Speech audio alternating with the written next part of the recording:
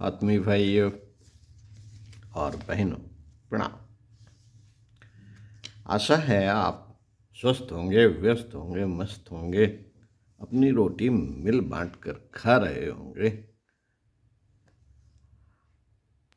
और स्वाध्याय सत्संग में रुचि ले रहे होंगे, कुछ अच्छा पढ़ रहे होंगे, कुछ अच्छा सुन रहे होंगे। तो इसी क्रम में आपको गृह लक्ष्मी की प्रतिष्ठा लेखक पंडित श्री राम शर्मा आचार्य गायत्री मंत्र के रे अक्षर की व्याख्या पढ़कर सुनाते हैं। पृष्ठ 17 से दाम्पत्य जीवन में कलह से बचिए। साथियों, अनेक परिवारों में स्त्री पुरुषों के मध्य जैसे मधुर संबंध नहीं देखे जाते जैसे कि होने चाहिए। अनेक घरों में आए दिन संघर्ष, मनोमालिन्य और अविश्वास के चिन्ह परिलक्षित होते रहते हैं। कारण यह है कि पति पत्नी में से एक या दोनों ही केवल अपनी अपनी इच्छा, आवश्यकता और रुचि को प्रधानता देते हैं। दूसरे पक्ष की भावना और परिस्थितियों को न समझना ही प्रायः कलह का कारण होता है। जब एक पक्ष दूसरे पक्ष की इच्छा अनुसार आचरण नहीं करता तो उसे यह बात अपना अपमान, उपेक्षा या तिरस्कार प्रतीत होती है, जिससे चिढ़कर वह दूसरे पक्ष पर कटु वाक्यों का प्रहार या दुर्भावनाओं का आरोपण करता है। उत्तर प्रत्युत्तर, आक्रमण प्रत्याक्रमण, आक्षेप प्रत्याक्षेप का सिलसिला चल पड़ता है तो उससे कलह बढ़ता ही जाता है। दोनों में से कोई अपनी गलती नहीं मानता, वरन दूसरे को अधिक दोषी सिद्ध करने के लिए अपनी जिद को आगे बढ़ाते रहते हैं। इस रीति से कभी भी झगड़े का अंत नहीं हो सकता। अग्नि में ईंधन डालते जाने से तो और भी अधिक प्रज्वलित होती है। जो पति पत्नी अपने संबंधों को मधुर रखना चाहते हैं, उन्हें चाहिए कि दूसरे पक्ष की योग्यता, मनोभूमि, भावना, इच्छा, संस्कार, परिस्थिति एवं आवश्यकता को समझने का प्रयत्न करें और उस स्थिति के मनुष्य के लिए जो उपयुक्त हो सके ऐसा उदार व्यवहार करने की चेष्टा करें तो झगड़े के अनेक अवसर उत्पन्न होने से पहले ही दूर हो जाएंगे। हमें भली प्रकार समझ लेना चाहिए कि जब मनुष्य एक समान नहीं है, सबकी रुचि एक समान नहीं है, सबकी बुद्धि, भावना और इच्छा एक जैसी नहीं है,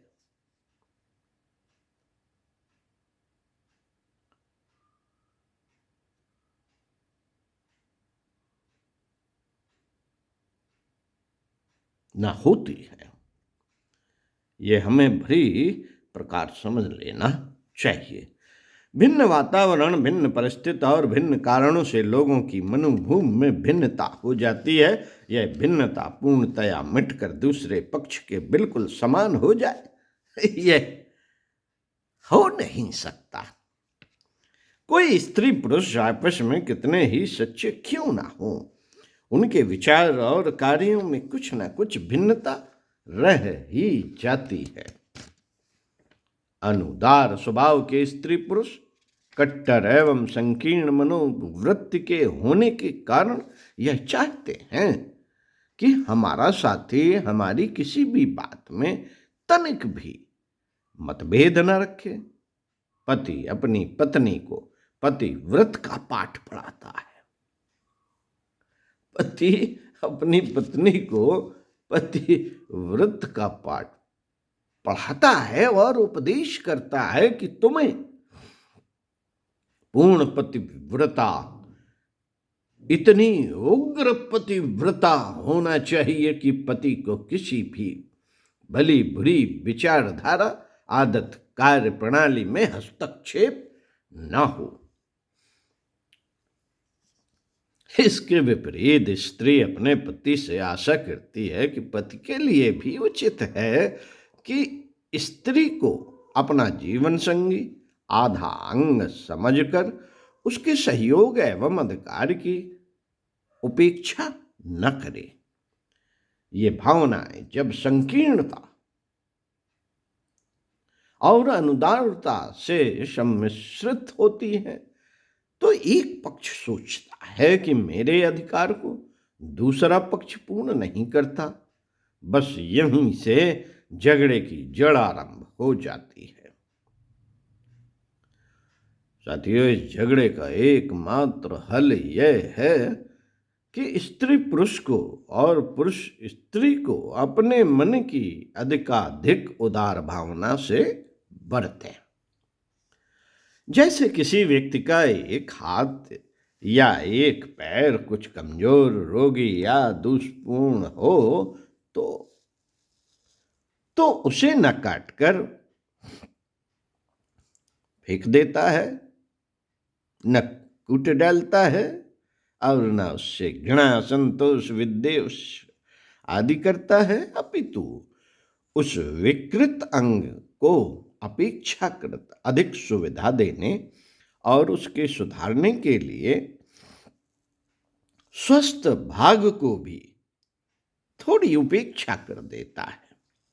यही नीति अपने कमजोर साथी के प्रति बरती जाए तो झगड़े का एक भारी कारण दूर हो जाता है।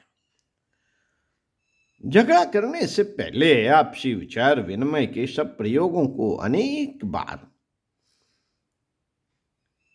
कर लेना चाहिए।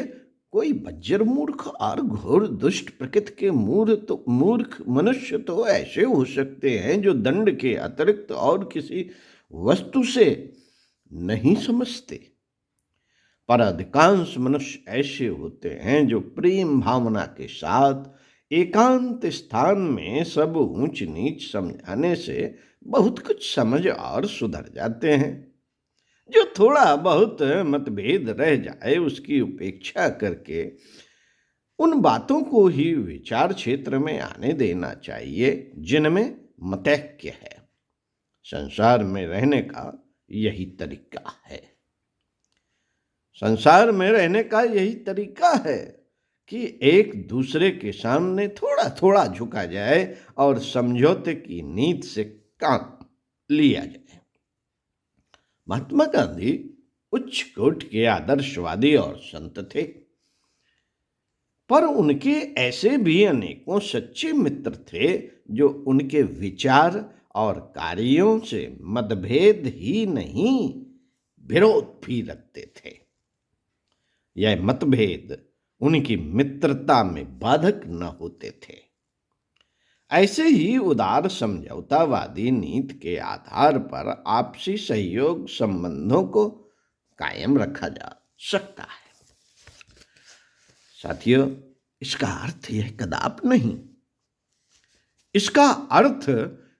कदाप नहीं है कि साथी में दोष दुर्गुण हो, उनकी उपेक्षा की जाए और उन बुराइयों को अबाध रीत से बढ़ने दिया जाए। ऐसा करना तो एक भारी अनर्थ होगा। जो पक्ष अधिक बुद्धिमान, विचारशील एवं अनुभवी हैं, उसे अपने साथी को सुसंस्कृत, समुन्नत, सद्गुणी बनाने के लिए भरसक प्रयत्न करना चाहिए। साथ ही अपने आप को भी ऐसा मधुरभाषी, उदार, सहनशील एवं निर्दोष बनाने के लिए प्रयत्नशील रहना चाहिए। प्रयत्नशील रहना चाहिए कि साथी पर अपना समुचित प्रभाव पड़ सके। जो स्वयं अनेक बुराइयों में फंसा हुआ है वह अपने साथी को सुधारने में सफल कैसे हो सकता है?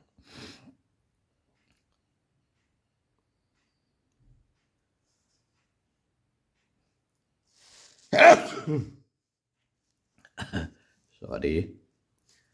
कैसे हो सकता है सफल साथियों? सती सीता परम साध्वी उच्च कोटि की पतिव्रता थी, पर उनके पतिव्रता होने का एक कारण यह भी था कि एक पत्नी व्रतधारी अनेक सद्गुणों से संपन्न राम की धर्म पत्नी थी। रावण स्वयं दुराचारी था। उसकी स्त्री मंदोदरी सर्वगुण संपन्न एवं परम बुद्धिमान होते हुए भी पतिव्रता न रह सके। रावण के मरते ही उसने विभीषण से पुनर्विवाह कर लिया। जीवन की सफलता, शांति, सुव्यवस्था इस बात पर निर्भर है कि हमारा दाम्पत्य जीवन सुखी और संतुष्ट हो। इसके लिए आरंभ में ही बहुत सावधानी बरती जानी चाहिए और गुण, कर्म, स्वभाव की समानता के आधार पर लड़के लड़कियों के जोड़े चुने जाने चाहिए। अच्छा चुनाव होने पर भी पूर्ण समता तो हो नहीं सकती।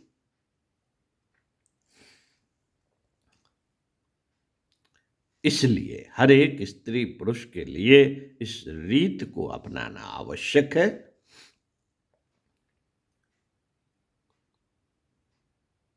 कि अपनी बुराइयों को कम करे, साथी के साथ मधुरता, उदारता और सहनशीलता का आत्मीयता में व्यवहार करे।